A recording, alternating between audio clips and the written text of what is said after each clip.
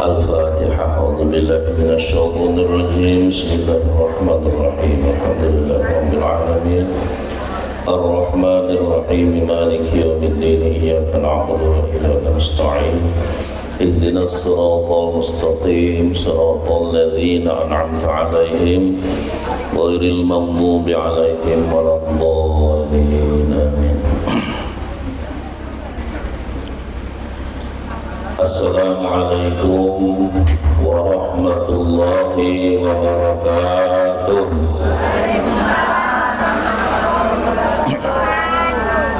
Kurang semangat.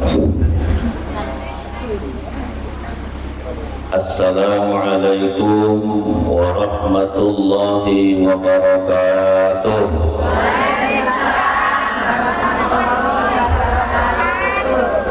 Terima kasih. Bismillahirrahmanirrahim. Alhamdulillahilladzi syara'a 'alaina al-ahkam wa farraqa bainal halal wal haram. Wassalatu wassalamu ala sayyidil anam wa ala alihi wa ashabihi bararatil kiram. Ashhadu an la ilaha illallah al-malikul haqqul mubin.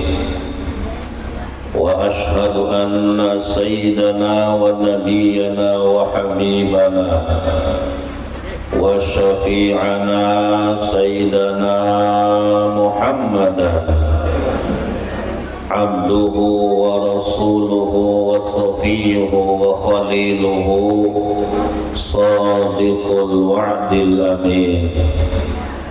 Allahumma salli wa sallim mu'azzim wa karim ala habibina wa syafi'ina sayyidid dunya wal akhirah sayyidil syari'at wa tariqat wal haqiqat wa huwa nabiyuna Muhammadin.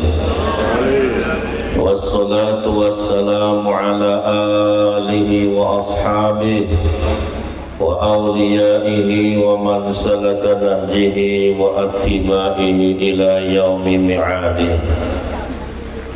Faqad qala Allah ta'ala fil Qur'anil Karim, a'udzu billahi minasy syaithanir rajim. Laqad kana lakum fi rasulillahi uswatun hasanah liman kana yarjullaha wal yawmal akhir wa dzakarallaha katsiran. Wa qala an-nabiy sallallahu alaihi wasallam bu'ithtu li utammima makarimal akhlaq. وقال أيضا لا علم لمن لا أدب له. وقال أيضا طلب العلم فريضة على كل مسلمين والمسلمات. وقال أيضا اطلب العلم ولو كان بينه وبينك بحر من النار أو كما قال النبي صلى الله عليه وسلم. Ma'asyiral muslimin wal muslimat, bapak-bapak, ibu-ibu, jamaah peringatan Maulid junjungan kita Nabi besar Muhammad sallallahu alaihi wasallam, khususnya kita yang hadir pada kesempatan yang penuh berkah pada malam hari ini, dan siapapun yang ada andil dalam terlaksananya peringatan Maulidir Rasul pada malam hari ini, mudah-mudahan semuanya senantiasa di dalam rahmat dan ridha Allah Subhanahu wa Ta'ala. Allah kabulkan segala hajat kita, baik urusan dunia dan akhirat. Dijadikan Allah anak, istri, suami, keturunan kita orang-orang yang soleh dan solehah. Semakin dikuatkan iman, Islam dan ihsan kita, dipanjangkan umur dalam taat kepada Allah, dimurahkan Allah rezeki yang halal, mudah-mudahan dimatikan Allah dalam keadaan husnul khatimah, dalam keadaan la ilaha illallah.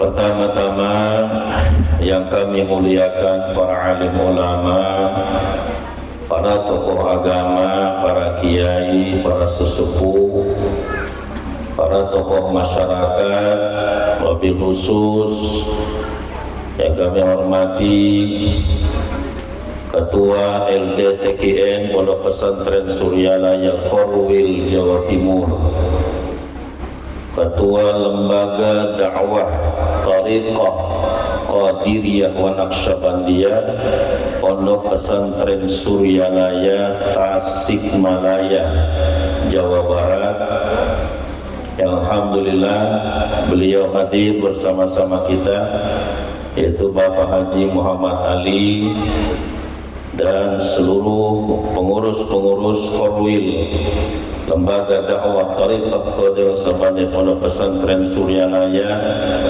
Tasikmalaya Korwil, Jawa Timur. Mudah-mudahan beliau semua senantiasa Allah kuatkan iman, Islam dan ihsannya, dan mudah-mudahan senantiasa diberikan Allah kekuatan kemampuan untuk berkhidmat kepada Syekh Mursyid Guru Agung Syekh Ahmad Shahibul Wafat Tajul Arifin dalam rangka mengamankan, melestarikan amaliyah TKN Pondok Pesantren Suryalaya Tasikmalaya, Jawa Barat. Dan yang kami hormati semua ketua dan pengurus lembaga dakwah Thariqah dan Sabandiyah dari beberapa perwakilan yang hadir, mudah-mudahan beliau semuanya senantiasa diberikan Allah kekuatan, kemampuan untuk mengamalkan, mengamankan, melestarikan amaliyah TKN Pondok Pesantren Suryalaya Tasikmalaya, Jawa Barat. Dan yang kami hormati pula Shahibul Hajat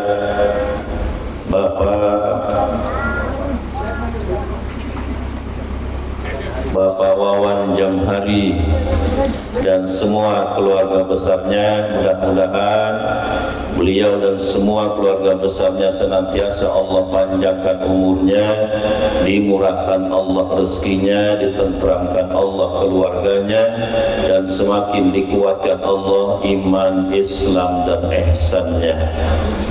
Dan juga yang kami hormati Ibu Kepala Desa Karangtengah, yang alhamdulillah beliau bisa hadir bersama-sama kita pada kesempatan perayaan peringatan Maulidir Rasul pada malam hari ini. Mudah-mudahan Ibu Kades dan semua keluarga besarnya dan juga seluruh warga Karangtengah senantiasa di dalam rahmat dan ridha Allah Subhanahu wa Ta'ala. Alhamdulillah, mari kita panjatkan puji syukur kehadirat Allah Subhanahu wa Ta'ala pada kesempatan yang penuh berkah pada malam hari ini. Kita ditakdirkan Allah bertemu, berkumpul di majelis yang mengundang dan mengandung keridhaan Allah ini, majelis yang mampu menarik turunnya rahmat dari Allah, majelis yang mampu menolak turunnya bala dari Allah, majelis yang sangat dirindukan oleh para kekasih Allah, majelis yang dihadiri oleh para malaikat-malaikat Allah, majelis yang menjadikan kifaratus sayyi'at, mampu melebur dari segala kekhilafan, kesalahan, kealpaan kita pada masa-masa yang silam. Maka kita bersyukur Allah Subhanahu wa ta'ala memilih kita di antara hambanya, sehingga kita diberikannya kekuatan, kemampuan untuk melangkahkan kaki, meluangkan waktu, meninggalkan sesaat kesenangan, kesibukan, kenikmatan, kelezatan duniawi kita masing-masing.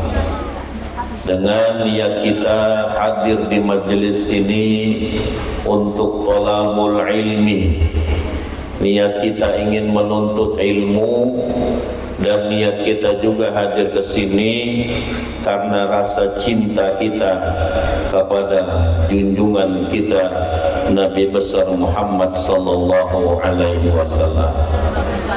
Bapak Ibu hadirin wal hadirat yang dirahmati Allah, sebelum kita membahas atau masuk dalam kajian peringatan Maulidir Rasul, maka saya akan memperkenalkan diri saya kepada Bapak Ibu, karena bahasa pepatah yang sering sudah kita dengar, tak kenal maka tak sayang, tak sayang maka tak cinta.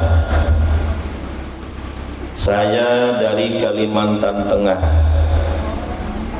tinggalnya di satu kabupaten kecil namanya Kabupaten Barito Utara. Jadi Kalimantan Tengah itu ada satu sungai yang terpanjang menurut informasi di Indonesia, namanya Sungai Barito. Maka kabupaten-kabupaten yang berada di daerah pinggir sungai tersebut, maka rata-rata mereka disebut dengan nama sungai itu. Jadi ada Barito Utara, Barito Selatan, Barito Timur. Maka terus dengan nama-nama disebut nama sungai Barito itu. Jadi ada. Nah, saya tinggal di Kabupaten Barito Utara. Ibu kotanya namanya Muara Tewe. Saya hijrah dari Kalimantan Timur, berdakwah di Kalimantan Tengah, yang Kalimantan Timur saat ini sudah menjadi ibu kota negara. Jadi sekarang orang Kalimantan jadi orang kota, Bapak Ibu, bukan wong desa lagi, jadi orang kota. Saya dari Kalimantan Timur hijrah berdakwah di Kalimantan Tengah dari kurang lebih tahun 2001. Saya menetap di Kalimantan Tengah, tepatnya di Kabupaten Barito Utara, Muara Tewe, dan alhamdulillah saya kecantol dengan gadis di sana. Coba saya hijrah ke sini, mungkin dapat gadis-gadis di sini. Dapat gadis sana, alhamdulillah dikaruniai anak baru 5. Ibu-ibu, alhamdulillah baru 5. Mau nambah insyaallah. Kalau istri alhamdulillah baru 2. Nah, nih, siapa yang mau belajar datang ke sini, sebut namaku, Bento.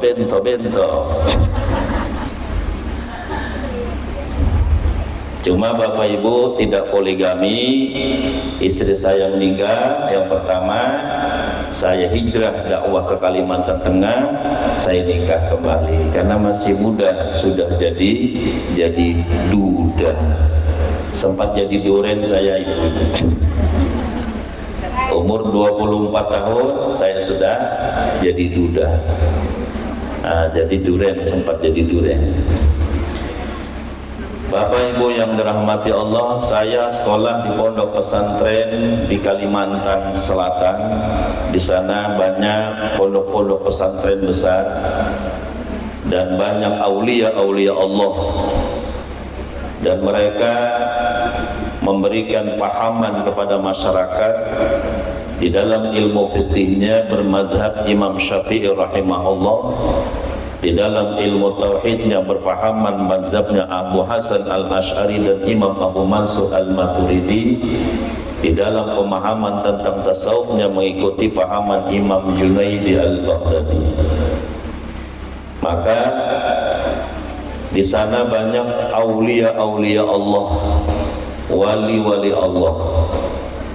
Salah satu wali besar yang ada di Kalimantan, yang hidupnya sezaman dengan kita, meninggal wafatnya beliau pada tahun 2005, yaitu Al-Maghfurlah Al-Alimul Allama Syekh Muhammad Zaini bin Abdul Ghani, atau yang masyhur disebut dengan Guru Sekumpul di Martapura, Kalimantan Selatan.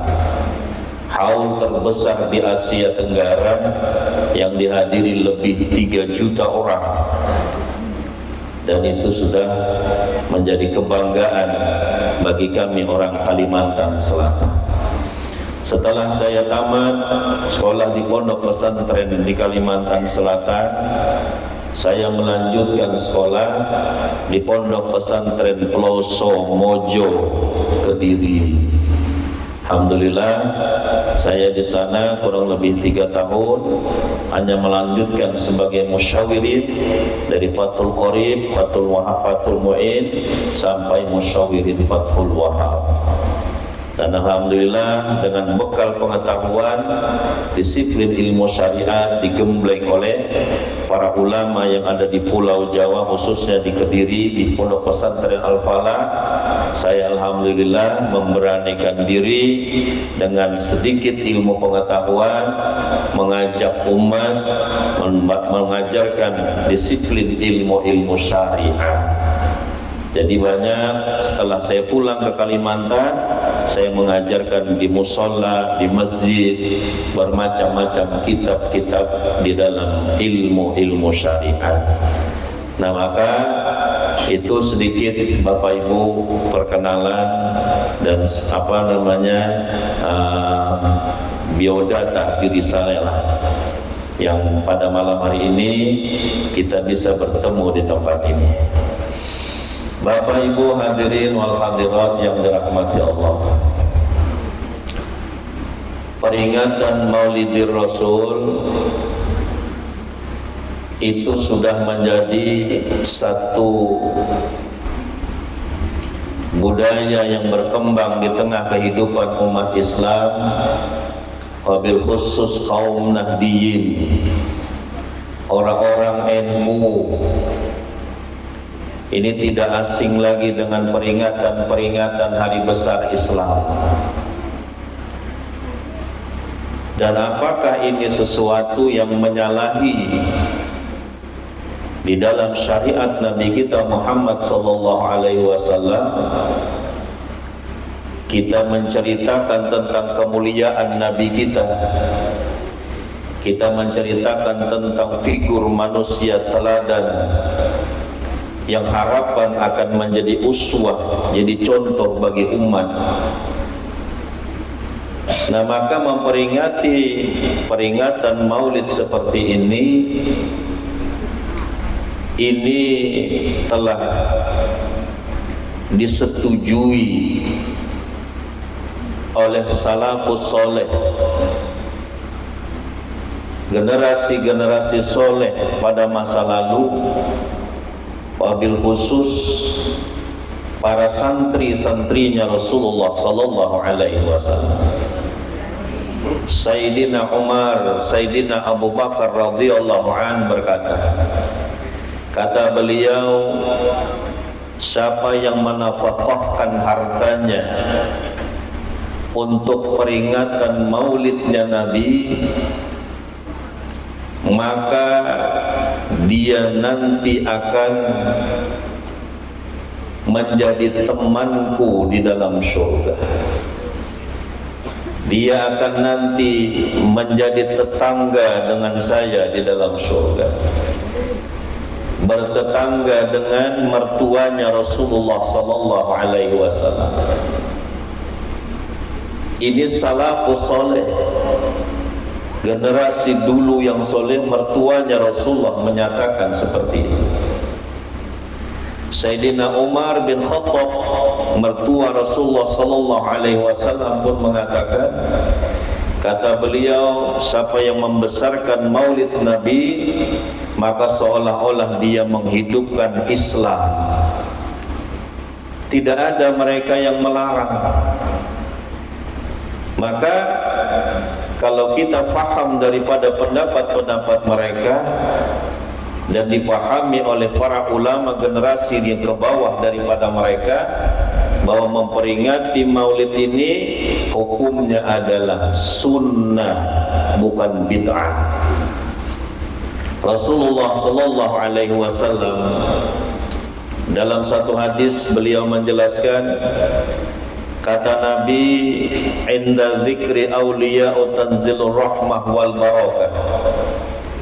Ketika disebutkan tentang wali-wali Allah, kekasih-kekasih Allah, di tempat itu Allah turunkan rahmatnya dan berkahnya. Jadi semua tempat di mana di situ diceritakan tentang kekasih Allah, di tempat itu semuanya dirahmati dan diberkahi oleh Allah. Minumannya, makanannya, maka Bapak Ibu bawa pulang, minumkan ke anak kita, minumkan ke istri kita, minumkan kepada keluarga kita, karena ini minuman, makanan di tempat itu diberkahi Allah. Kalau menyebut tentang kekasih Allah saja Allah berikan khususiyah seperti itu, bagaimana menyebut mbahnya para wali? Mbahnya para wali adalah Rasulullah sallallahu alaihi wasallam. Maka dengan nikmat lahirnya Nabi kita bergembira. Nikmat yang terbesar yang Allah berikan kepada kita adalah dengan lahirnya Rasulullah sallallahu alaihi wasallam.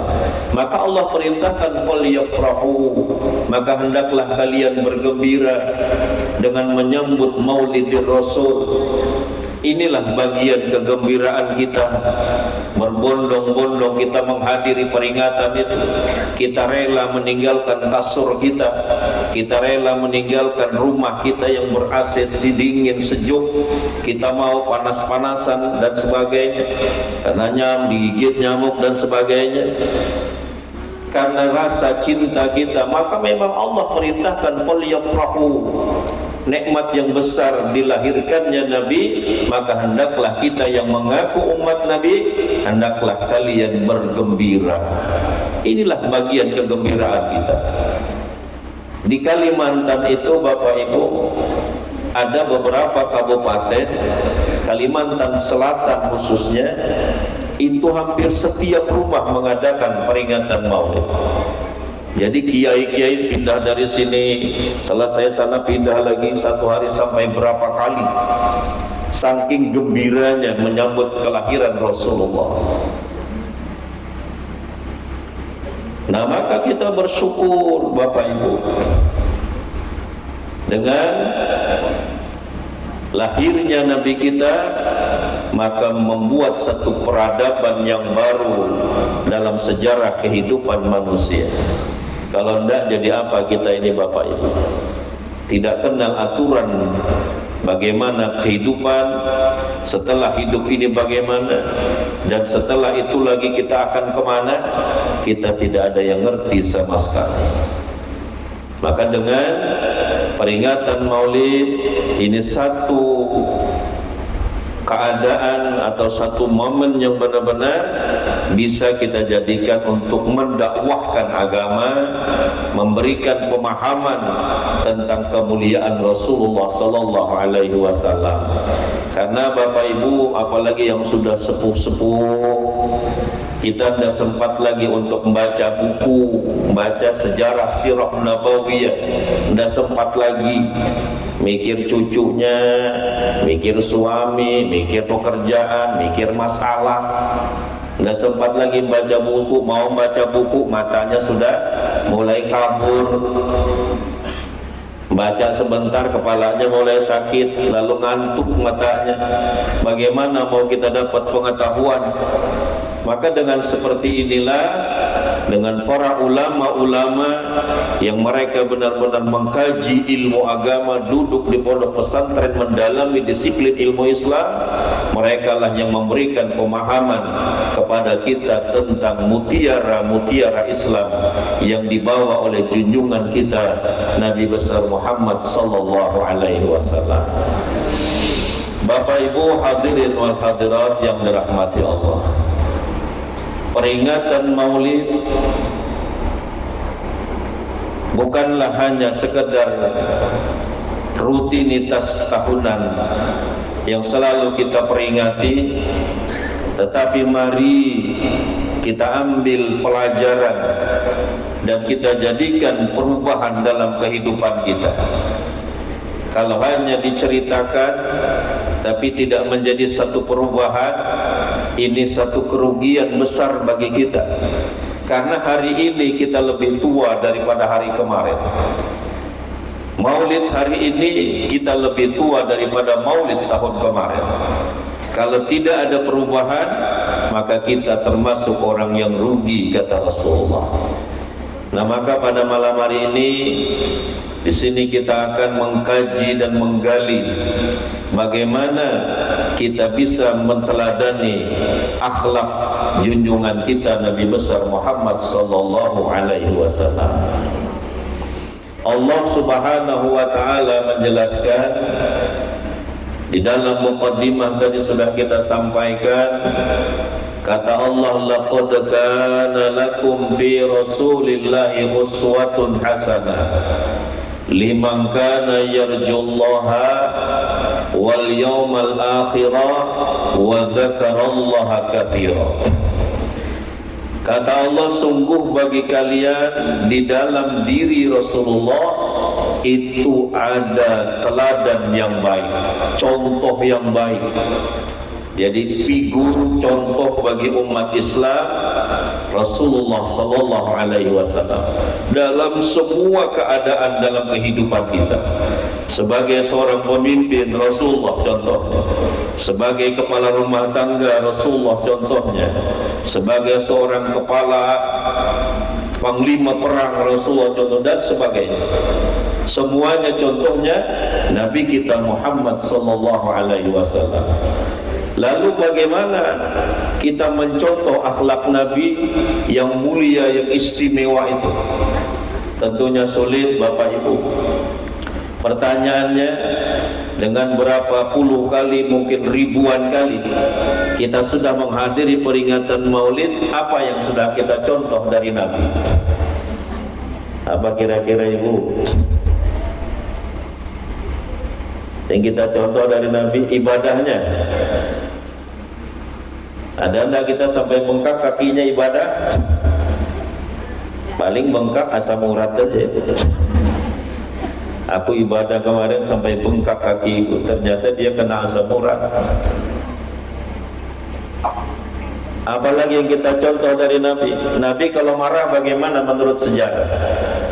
Kalau marah Nabi senyum. Kalau suami ibu kalau marah, jangankan matanya, kupingnya ikut merah.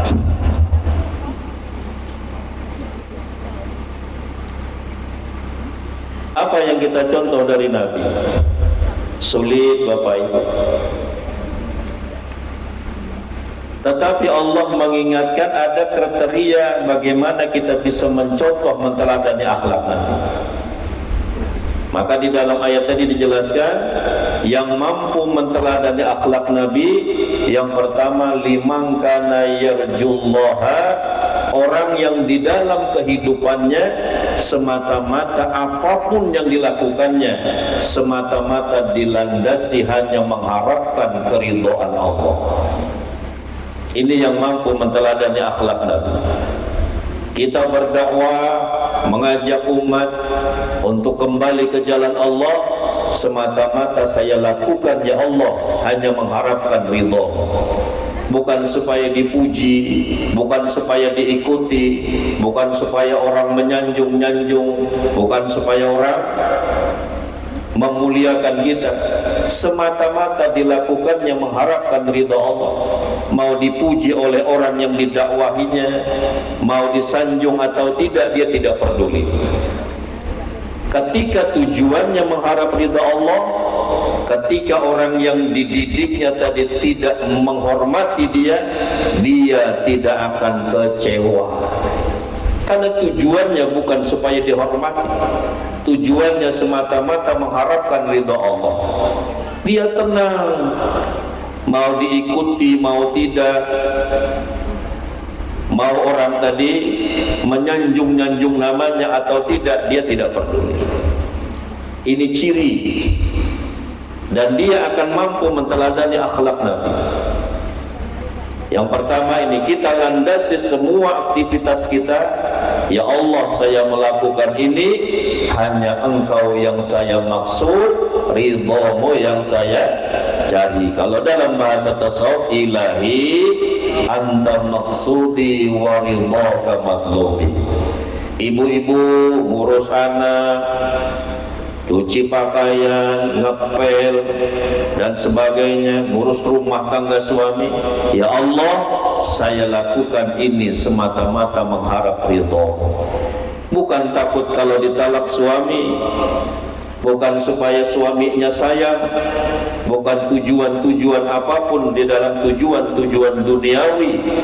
Kalau ada tujuan-tujuan duniawi, maka orang itu siap akan kecewa. Karena apabila tujuannya bukan mengharapkan ridha Allah, apapun yang kita lakukan siap-siap membawa sekeranjang kekecewaan. Misalnya ibu-ibu sudah bakti sama suami, bilang suami seperti ini, iya, suami merintahkan kerjakan ini, kerjakan. Ternyata satu saat suaminya mengkhianati ibu, karena dia berbaktinya tadi tujuannya supaya dibalas kebaikannya. Ketika dihianati apa bilangnya? Saya sudah seperti ini, apa yang kamu perintahkan sudah saya lakukan, ternyata kamu mengkhianati saya. Maka dia kecewa, karena yang dilakukannya tadi tidak mengharap ridha Allah, mengharap supaya dibalas kebaikannya oleh suaminya, maka siap sekeranjang kekecewaan. Tidak mampu orang itu menteladani akhlak Nabi, karena Allah sudah menjelaskan ini. Siapa yang mampu menteladani akhlak Nabi yang mulia itu? Yang pertama kata Allah, orang yang dalam hidupnya semata-mata apapun aktivitas yang dilakukannya semata-mata didasari mengharapkan ridho Allah, tidak ada yang lain. Ibu sholat duha bukan tujuannya supaya rezekinya lancar. Kalau ada tujuan selain Allah, orang itu siap kecewa. Dulu saya nggak sholat duha, rezeki saya lancar. Kenapa sekarang saya semangat sholat duha, kok tambah rezeki saya macet? Akhirnya dia kecewa, nyalahkan kiai yang mengeluarkan dalil. Makanya siap kekecewaan.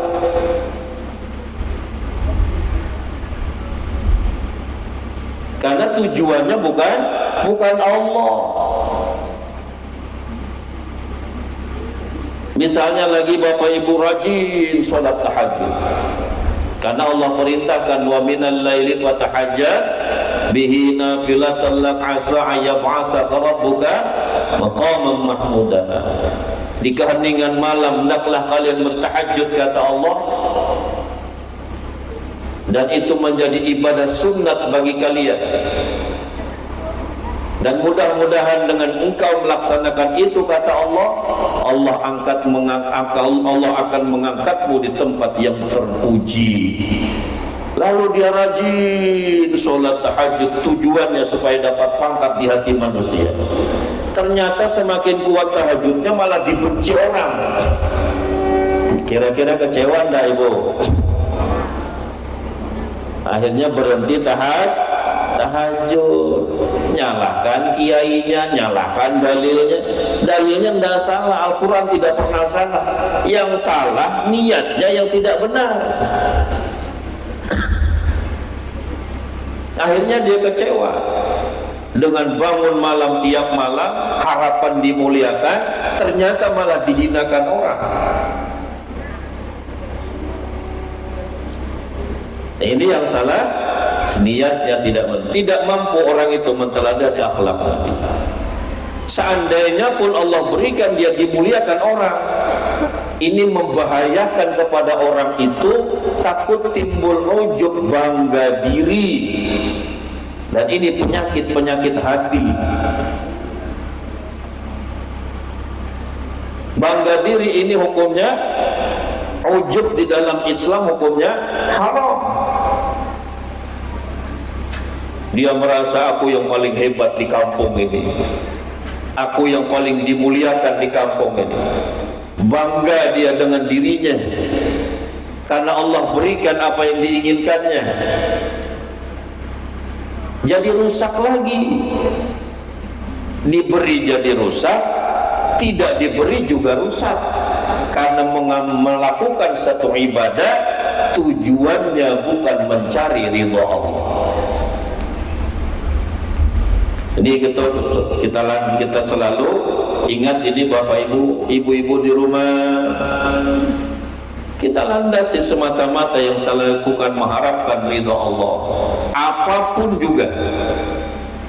Ini yang mampu meneladani akhlak Nabi. Yang kedua, orang yang mampu meneladani akhlak Nabi wal yaumal akhir.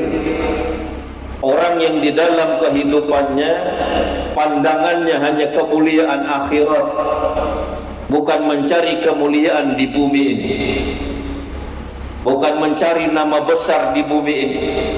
Dia mencari kemuliaan akhirat. Bumi ini tidak lama akan kita tinggalkan semua. Mau tidak mau kaya, mau miskin, mau tua, mau muda, mau alim, mau jahil, semua akan meninggalkan bumi ini. Nah, maka orang yang mampu meneladani akhlak Nabi, apapun yang dilakukannya di dalam kehidupan ini semata-mata mengharapkan kemuliaan akhirat. Ini akan mampu meneladani akhlak Nabi. Misalnya seperti ini, ibu-ibu kalau suaminya marah, ibu balas marah enggak? Kalau suami marah, ibu cemberut enggak? Oh, saya enggak cemberut Pak Kiai, cuma enggak bikinkan kopi lagi. Biasanya bikinkan kopi, ini enggak bikinkan lagi.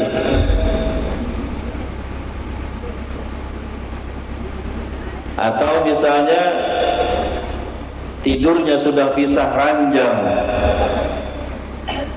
gara-gara marah, cemberut sama suami.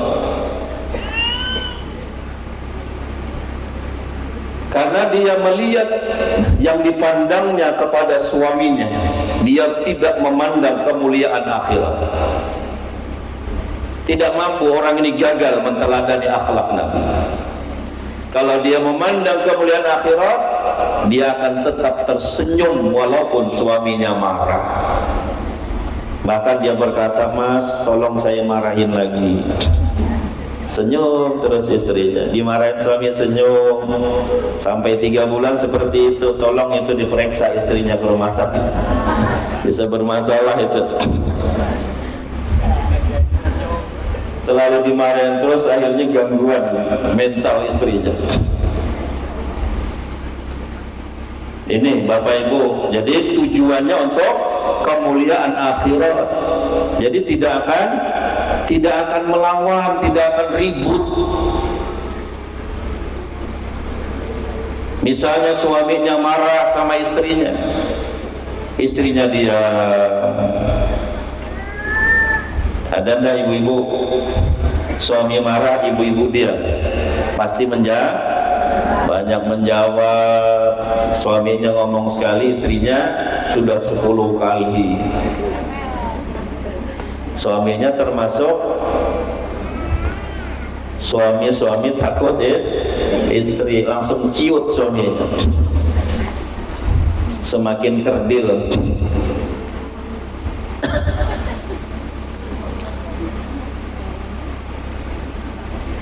Kalau dia memandang kemuliaan akhirat, dia tidak akan menjawab, tidak akan melawan kepada suaminya.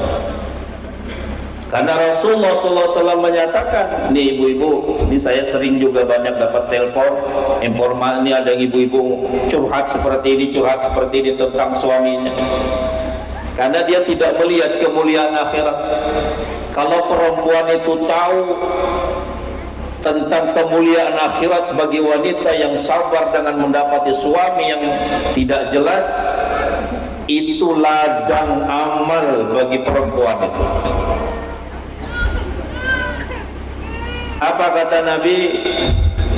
Kata Rasulullah, apabila seorang wanita sabar menghadapi kejahatan akhlak suaminya, maka Allah memberikan kepada wanita itu pahalanya Maryam dan Asiyah. Siapa Maryam itu Bapak Ibu? Maryam itu ibunya Nabi Allah Isa alaihissalam. Asiyah itu adalah istrinya Fir'aun, seorang wanita yang mati dibunuh suami. Tapi namanya dikenang sejarah, harum dalam sejarah Islam. Karena kematian Asiyah bukan urusan dunia, kematian yang mempertahankan akidah. Ini seorang istri yang dizolimi oleh suami. Di si Asiyah, apabila wanita itu sabar menghadapi kejahatan akhlak suaminya, Allah memberikan kepadanya pahalanya Maryam dan Asiyah. Suaminya marah, dia ibu, ya mas saya yang salah. Alhamdulillah saya dapat pahalanya Maryam dan Asiyah. Karena dia melihat kemuliaan akhirat dan jawab. Malaikat bergerumbung datang merahmati ibu itu. Tapi ternyata dia menjawab suaminya. Akhirnya malaikat kembali semua hadiah Allah kepada wanita yang sabar, maka diambil kembali oleh Allah. Nah, maka tidak mampu menteladani akhlak Nabi. Biar tiap tahun 1000 kali kita menghadiri peringatan Maulid. Ini yang harus kita jadikan perubahan Bapak Ibu. Jadi apa? Maka wanita yang sabar menghadapi kejahatan akhlak suaminya, Allah berikan pahala Maryam dan Asiyah. Untungnya ibu-ibu tidak suami laki-laki tidak dapat seperti ini. Hanya dia suami marah, dia ya mas. Berat ini, memang berat. Karena untuk mengikuti akhlak Nabi memang berat. Laki-laki juga diberikan Allah seorang istri yang jahat akhlaknya. Dia sabar menghadapi kejahatan akhlak istrinya, Allah berikan kepadanya pahalanya Nabi Ayub dengan ujian yang Allah berikan kepadanya. Cuma berat ini bapak-bapak, kita sedikit mau marah. Itulah gagalnya kita menteladani akhlak Rasulullah Sallallahu Alaihi Wasallam. Banyaklah lagi sejarah cerita tentang bagaimana orang yang di dalam kehidupannya memandang kemuliaan akhirat, maka dia akan mampu mencapai menteladani akhlaknya Rasulullah sallallahu alaihi wasallam. Yang ketiga, orang yang mampu menteladani akhlak Nabi, wa dzakarallaha katsira, orang yang banyak ingatnya kepada Allah. Dia akan mampu menteladani akhlak Nabi yang banyak zikirnya kepada Allah. Kenapa Bapak Ibu? Orang yang banyak ingatnya kepada Allah akan mampu menteladani akhlak Nabi, karena dengan dia mengingat Allah, Allah yang akan selalu menjaga kepadanya. Nah, cuma ini Bapak Ibu, ini kita sampaikan, cuma mengingat Allah ini sesuatu yang sangat sulit. Bapak Ibu, ibu-ibu bisa enggak ingat Allah? Apanya yang diingat? Nah, ini jadi masalah ini. Penceramah kita nyuruh terus, para ustaz, para mubalik, para kiai, bapak-bapak, ibu-ibu, kita harus ingat Allah. Disampaikan terus, tapi ingat Allah itu di mana letaknya? Apa isinya? Maka Allah jelaskan yang mampu menteladani akhlak Nabi, orang yang senantiasa selalu mengingat Allah. Ini yang perlu kita cari jalannya. Karena umat Islam ini mengira dia menyebut nama Allah itu sudah mengingat. Bisa nyebut nama Allah ini dikira sudah mengingat. Akhirnya tidak ada inisiatif mencari guru yang membantu untuk bisa mengingat Allah. Padahal kita hanya baru pandai menyebut nama Allah. Kalau nyebut ini Bapak Ibu, jangankan kita yang tua, ini anak kecil pun bisa. Kalau hanya menyebut dari lisan sampai tenggorokan saja. Cuma karena mereka berpikir menyebut itu sudah mengingat, akhirnya tidak ada inisiatif mencari guru yang mampu membantu agar dia bisa mengingat Allah. Maka Bapak Ibu, bahayanya kita tidak bisa mengingat Allah ini besar. Takutnya nanti sakaratul maut kita tidak bisa ingat Allah. Jadi kita harus cari jalannya, numpung masih ada waktu, numpung masih hidup, cari jalan, cari guru yang mampu membantu agar kita bisa mengingat Allah, sehingga kita mampu mewujudkan akhlaknya Rasulullah sallallahu alaihi wasallam. Karena kata Allah tadi yang mampu menteladani Nabi, akhlak Nabi yang ketiga, orang yang banyak ingatnya kepada Allah. Berdirinya, berduduknya, berbaringnya, selalu dia ingat kepada Allah. Nah, mengingat Allah ini sesuatu yang sangat sulit. Tanpa dibimbing guru kita tidak mampu mengingat Allah. Kalau ngingat suami, ngingat masalah, ngingat anak, ngingat kreditan yang belum lunas, siapa ngajarin dulu? Tidak ada yang ngajarin, itu otomatis kita bisa sendiri. Karena 24 jam manusia ini dididik oleh iblis untuk mengingat dunia, dilupakan mereka dari mengingat Allah. Bagaimana bisa mewujudkan akhlak Rasulullah SAW di dalam dirinya kalau 24 jam bersama setan? Bagaimana ibu-ibu? Kalau 24 jam bersama iblis, bisa tidak kita mewujudkan akhlak Nabi? Karena gurunya iblis. 24 jam iblis nongkrong pada kolbunya, pada batinnya, membisik-bisikkan tipu daya. Bagaimana bisa terwujud akhlak Nabi kalau 24 jam bersama iblis? Menjelma sifat iblis itu di dalam diri manusia itu. Timbul sombong, ujub, iri, dengki, takabur, riya dan sebagainya, merasa hebat, merasa pandai, merasa pintar, merasa berjasa, merasa sebagainya itu. Ini sifat iblis menjelma di dalam dirinya. Bagaimana bisa terwujud akhlak Nabi kalau 24 jam bersama iblis? Jangankan sampai 40 tahun Bapak Ibu, 1 bulan saja.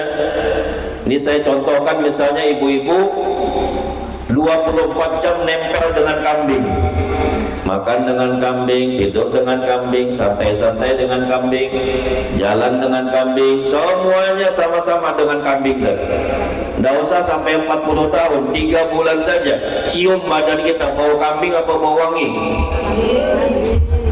Bau wangi kambing. Menjelma sifatnya itu ke dalam diri kita.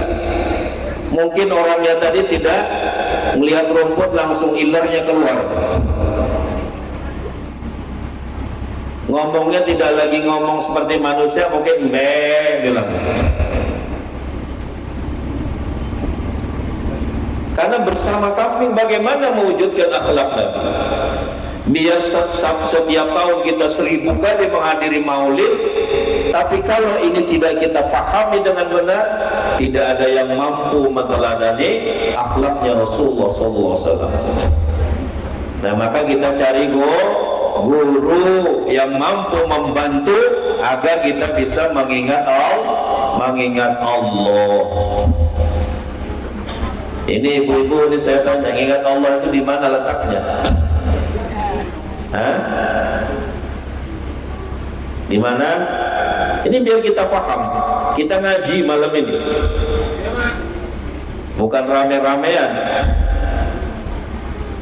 Meletak ingat Allah itu bukan di otak. Saya dulu mengira mengingat Allah itu letaknya di sini.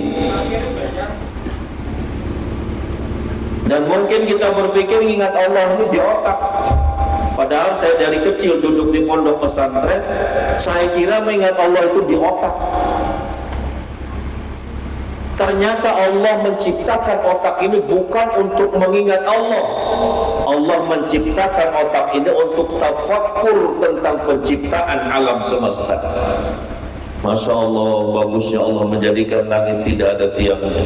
Terpesona kita dengan sifat mahanya Allah. Otak ini juga Allah ciptakan bagaimana kita mengelola bumi ini dengan sebaiknya sebagai khalifah Allah di muka bumi. Ini kalau saya buat jembatan dari sini sampai ke sana, apa manfaatnya? Apa hasilnya? Kapan bisa kembali modal ini? Ini otak kita berpikir. Nah, kalau di situ juga mengingat Allah, ketika kita mengingat masalah, mengingat bisnis, mengingat pekerjaan, menang Allahnya apa menang bisnisnya? Makanya gagal kita tidak bisa mengingat Allah karena salah memahami dan tidak ada inisiatif mencari guru. Sampai tua kita tidak bisa ingat Allah. Bagaimana ibu-ibu? Nunggu mati aja. Sudah tua apalagi yang ditunggu? Hanya kematian yang kita tunggu. Kalau tambah cantik insya Allah tidak mungkin. Tambah kuat fisiknya insya Allah tidak.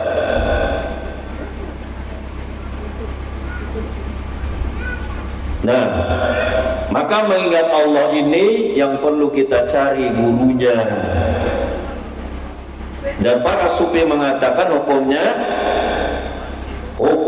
fardu ain, wajib setiap umat yang muslim yang mukallaf untuk mencari guru yang mampu membantu agar kita bisa mengingat Allah. Takutnya ini Bapak Ibu kalau mati udah bisa ingat Allah, pas mau mati ingat, istriku bagaimana kalau aku mati, suamiku bagaimana kalau aku mati, hartaku bagaimana kalau aku mati. Ruh sudah di tenggorokannya, datang iblis menjelma menyerupai istrinya, menari-nari di hadapannya, tergantung lagi hatinya kepada istrinya, sedangkan ajal sudah siap merenggut nyawanya. Ini yang kita takutkan ini Bapak Ibu. Silahkan buka dalam kitab Aqidatun Najin. Jangan kita tenang-tenang saja hidup ini. Manusia ini, kita ini berani hidup, berani mati, tapi jangan berani ngaur. Orang berani harus punya dasar. Apa kamu berani menghadapi kematian? Kalau nekat aja sengsara pasti nanti.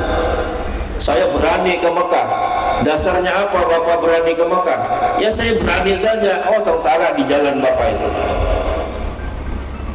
Tapi kalau kita punya pengetahuan, punya persiapan, punya bekal untuk menghadapi masalah itu, kita insya Allah akan selamat sampai ke tujuan. Maka apa yang kita persiapkan menghadapi sakaratul maut? Ini saya ceritakan Bapak Ibu. Mudah-mudahan kita semuanya selamat. Kita yang hadir di sini, kita pahami, kita cari jalan selamat. Mudah-mudahan kita semua selamat, karena sakaratul maut sesuatu yang sangat dahsyat dan itu final di dalam kehidupan kita. Kalau hari ini masih main-main, sakaratul maut penentuannya. Dan ini yang kita siapkan maksimal di dalam kitab Aqidatun Najin, akidah orang yang selamat yang berpegang kepada pahaman ahli sunnah wal jamaah. Itu diceritakan ketika kita sekarat, kita dikeroyok 70.000 iblis. Mampu tidak ibu melawan? Siapa yang mampu melawan, Pak?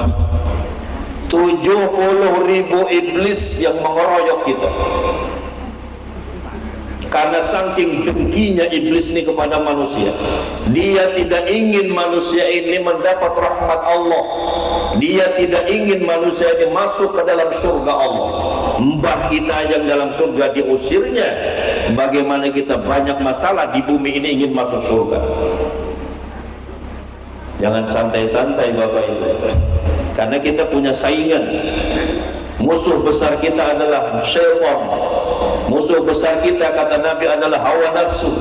Ini yang kita lawan. Ketika kita sekarat, kita dikeroyok 70.000 iblis. Sedangkan tubuh kita sudah lumpuh total. Kaki kita sudah tidak berdaya, tangan kita sudah tidak berdaya, ilmu kita sudah Allah cabut, sifat alimnya Allah ambil, sifat kuatnya Allah ambil, kembali kepada yang memiliki sifat al-qawi al-alim huwa Allah, yang maha kuat, yang maha alim hanya Allah. Diambil Allah semua, tinggal lumpuh, kita tidak berdaya. Dalam keadaan lumpuh, kita dikeroyok 70.000 iblis. Mampu dah kita kira melawan? Apa tujuannya iblis ngeroyok kita dengan mengerahkan seluruh pasukannya itu? Tujuannya untuk merusak iman tauhid orang yang sakaratul maut itu. Ini yang kita khawatirkan nih Bapak Ibu. Tujuannya untuk merusak iman tauhid kita. Jadi iblis itu ketika kita sekarat, ini mungkin nanti kita akan pernah melihat semua itu. Ketika kita orang sekarat itu, iblis datang menjelma menyerupai orang-orang yang dicintainya. Dia menyerupai ibunya, mbahnya yang sudah duluan meninggal, menyerupai ayahnya yang sudah duluan meninggal. Coba Bapak Ibu pernah takziah, datangin orang yang sekarat, dia nunjuk ke depan pintu. Nah, itu bilangnya, mbahku sudah datang, itu ibuku sudah datang. Pernah ada ketemu seperti itu? Nah, ini jangan dianggap bercanda itu. Kita kira ibu yang orang yang sekarat ini bercanda. Ketika datang yang ditunjuknya tadi, mbahku sudah datang, ibuku sudah datang, bapakku sudah datang, itu fitnah yang besar yang datang kepada orang yang sakaratul maut. Itu adalah iblis yang menjelma menyerupai orang yang dicintainya. Dengan itulah nanti dia akan merusak iman tauhid orang yang sekarat ini. Karena ketika kita mati ini ujian tauhid, ujian akidah, bukan ujian fikih. Tidak ditanya dalam kubur pun tidak ditanya, ya bulan rukun wudu ada berapa, tidak. Man rabbuka wa man nabiyuka ma dinuka, dan seterusnya. Lalu dia datang menjelma menyerupai ayahnya yang meninggal ini, misalnya laki-laki. Iblis itu Bapak Ibu tahu apa yang kita sukai di bumi ini. Siapapun dia, satu persatu dia tahu apa yang kita sukai. Kenapa iblis tahu semua apa yang kita sukai? Karena iblis, kata Nabi, menggoda kepada manusia yajri min majri dam, mengalir dalam aliran darah tubuh anak cucu Adam. Kalau dia nempel dengan kita, kira-kira kenal enggak apa yang kita suka? Kita aja punya teman, ketemu jarang, tapi dia pemurah. Kita tahu, oh saya santai saja mau jalan biar nggak bawa duit, pasti nanti dikasih makan, dibayarin oleh teman saya. Padahal kita jarang ketemu. Kita yakin dia akan membayarkan. Tahu kita sifat dia, orang ini pemurah. Padahal kita jarang ketemu. Bagaimana lagi iblis yang 24 jam bersama kita? Kira-kira tahu nggak apa yang kita sukai? Iblis tahu. Dengan itulah dia menjebak manusia. Misalnya yang mau meninggal ini laki-laki, mohon maaf ini bapak-bapak. Iblis tahu ini bapak ini suka kepada wanita cantik. Iblis tahu ini oh bapak ini suka wong wadon. Tapi kalau bapak-bapak suka laki-laki bermasalah juga itu. Perlu diobatin. Ini suka sama wanita-wanita cantik. Lalu datanglah iblis menjelma menyerupai ayahnya, membawakan wanita yang sangat cantik, yang tidak pernah dia lihat kecantikan seperti itu di dalam dunia. Dibawakan wanita cantik, dikatakannya kepada orang yang sekarat, hai anakku, ini lihat wanita yang sangat cantik ini. Engkau maukah wanita cantik ini? Memang dia suka itu dalam dunia. Iblis tahu apa yang disukainya. Maka inilah yang dikatakan kamu tidak beriman yang sempurna sebelum Allah dan Rasulnya yang lebih kamu suka, yang lebih kamu cintai daripada yang lainnya. Karena bahayanya sakaratul maut. Nah, maka dia mengatakan, hai anakku, ini lihat ayah membawakan wanita cantik ini. Ayah mendapatkan ini hanya ayah berkata la ilaha. Sampai di situ saja. Ayah mendapatkan ini hanya ayah berkata la ilaha. Katakan itu hai anakku. Kira-kira jawab enggak Bapak Ibu? Ngikutin enggak kira-kira? Kira-kira ngikutin enggak? Saya yakin kita akan mengikuti apa yang dikatakan itu tadi. Karena yang diberikannya sesuatu yang dulu dalam dunia sangat kita cintai, yang menawarkannya orang yang kita cintai, mampu dah kita nolak? Tidak ada yang mampu kalau tanpa pertolongan Allah.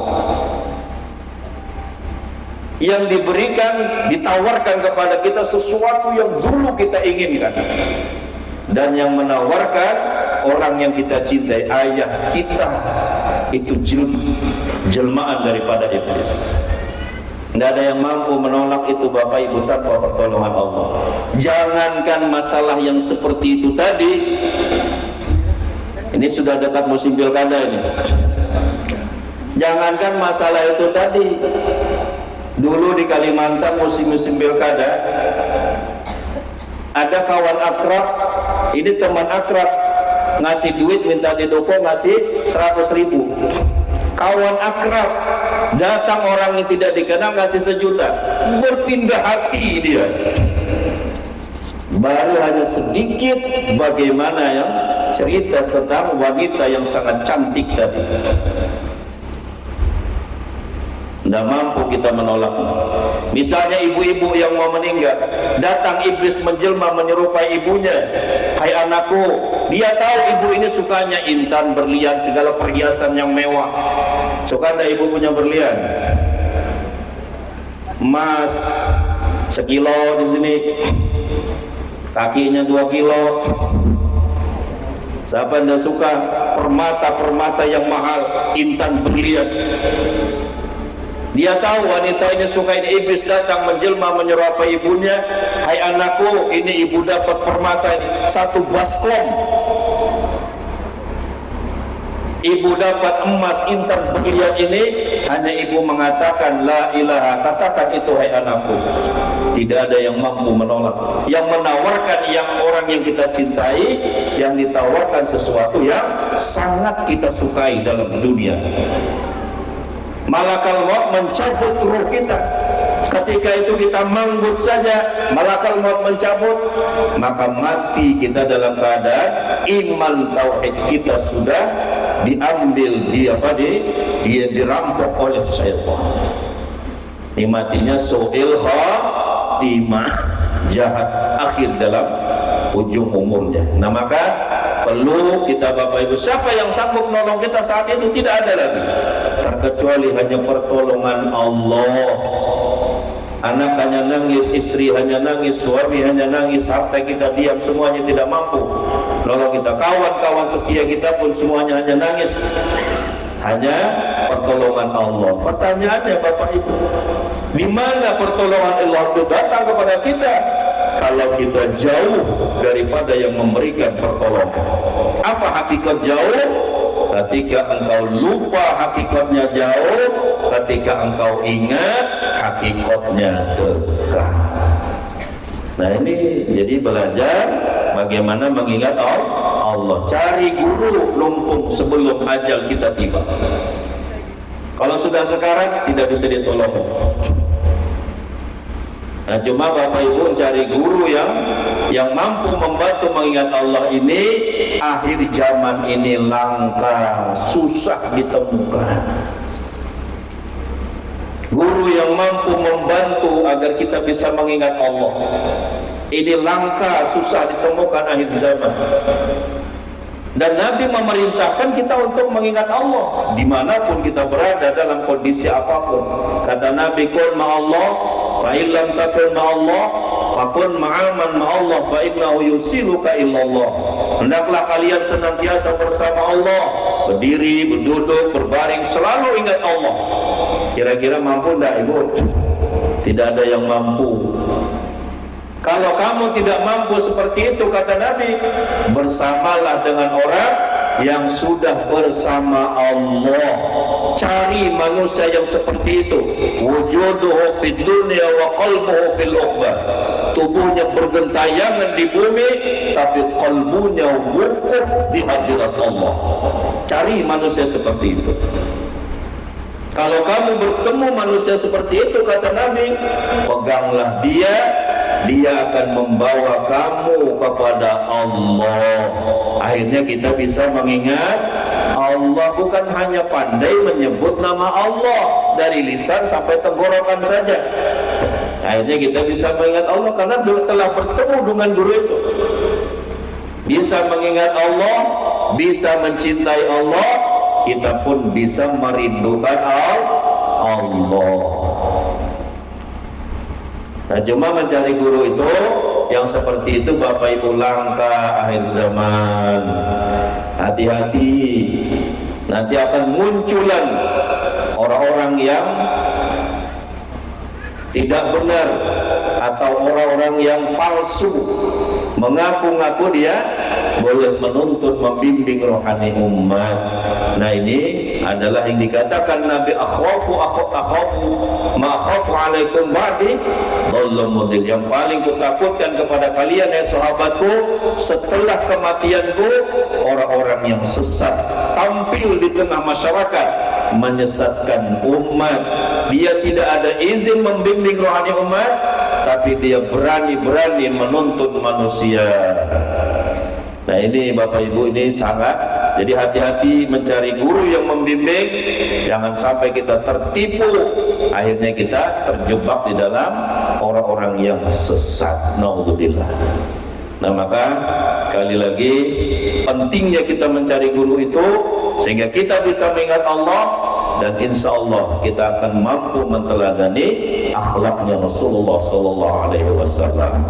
Dan sekedar informasi Bapak Ibu, kami dapat tugas daripada guru kami Al-Alimul Allamah Al-Arif Billah Sahibul Bahrul Karamah, Sultanul Auliya fi zamane, Syekh Ahmad Sahibul Wafatajul Arifin, atau yang masyhur disebut dengan Abah Anom di Tasikmalaya, Suryalaya, Jawa Barat.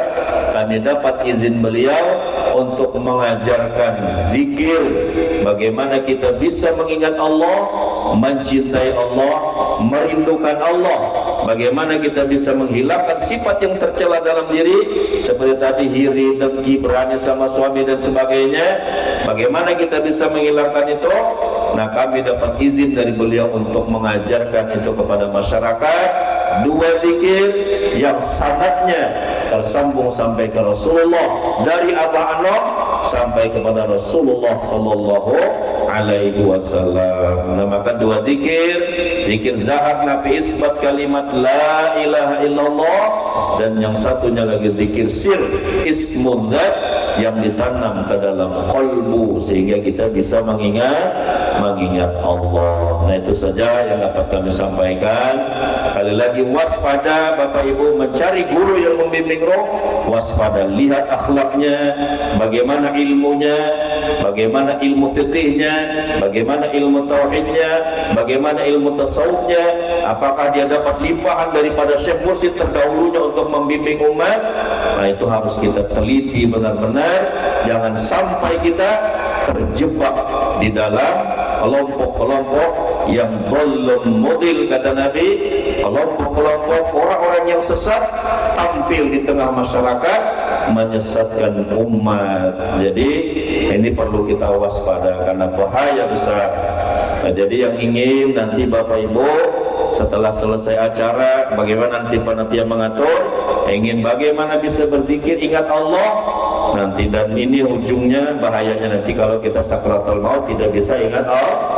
Nah, ini akan saya ajarkan paling-paling kita 15 menit Bapak Ibu dapat dua zikir yang tersambung sampai ke Rasulullah sallallahu alaihi wasallam. Itu saja yang dapat disampaikan. Mohon maaf atas segala kehilapan kekurangannya. Mudah-mudahan ada manfaatnya. Wallahu a'lam bishawab. Wallahu muwaffiq ila aqwamit thoriq. Assalamualaikum warahmatullahi wabarakatuh. Al-Fatihah. A'udzubillahi minasyaitonir rajim. Bismillahirrahmanirrahim. Alhamdulillahirabbil alamin arrahmanir rahim maliki yaumiddin. Iyyaka na'budu wa iyyaka nasta'in. Ihdinas siratal mustaqim. Siratal ladzina an'amta 'alaihim ghairil maghdubi 'alaihim waladdallin. Amin. Amin ya Allah. Bismillahirrahmanirrahim. Alhamdulillahirabbil alamin. Wassalatu wassalamu ala asyrafil anbiya'i wal mursalin sayyidina maulana Muhammad wa ala alihi washabbihi ajma'in. Allahumma ij'al jam'ana hadza jam'an marhuma wa tafarraqana min ba'di tafarruqan ma'suma. Allahumma la tad'a lana fi maqamina hadza dhanban illa ghafarta wa la hamman illa farajta wa la daynan illa qadayta wa la hajatan hiya laka ridha min umuri dunya wal akhirah illa qadayta ya arhamar rahimin. Rabbana hab lana min azwajina wa dhurriyyatina qurrata a'yun waj'alna lil muttaqina imama. Rabbana atina fid dunya hasanah wa fil akhirati hasanah wa qina adzaban nar. Wa'tasimu bihablillah. Sallallahu alaihi sayyidina Muhammadin nabiyil ummi wa ala alihi washabbihi wasallam. Walhamdulillahi rabbil alamin. Sudah. Pak ini bawa acara, itu bawa acara. Yang mau belajar zikir wudu,